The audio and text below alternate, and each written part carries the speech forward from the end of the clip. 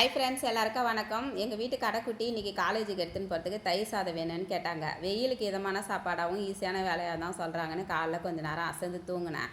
எந்திரிச்சு பார்த்தா மணி 6 ஆயிடுச்சு. அதுக்கப்புறம் அடித்து பிடிச்சி எந்திச்சி கிச்சனுக்கு போயிட்டு அரிசி கழுவி ஒரு பக்கம் அடுப்பில் வச்சுட்டு இன்னொரு பக்கம் பாலை போட்டேன்.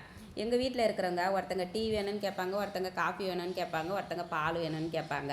இவங்களுக்கு எல்லாருக்கும் இதை ரெடி பண்ணி கொடுக்குறதுக்கே காலைல டைம் ஆகிடும். இந்த வெய்ய நாள் வந்தாலும் வந்துச்சு, கிச்சனில் போயிட்டு ஏன்டா வேலை செய்கிறோன்னு நம்மளை யோசிக்க வைக்கிற அளவுக்கு அனலாக அப்படி அடிக்குது. எங்கள் வீட்டில் இன்றைக்கி இட்லியோட சைடிஷு மலாட்டப்பருப்பு சட்னி. இந்த மலாட்டப்பருப்பு வறுத்த வானல்லையே தயிருக்கு தேவையானதையும் தாளிச்சிக்கினா, அதே வானலை வச்சு சட்னிக்கு தேவையானதையும் வதக்கிக்கினா, அதே வானலில் சட்னிக்கும் தாளித்து கொட்டிட்டு அதே வானலில் உருளைக்கிழங்கையும் செஞ்சு முடிச்சிட்டேன்.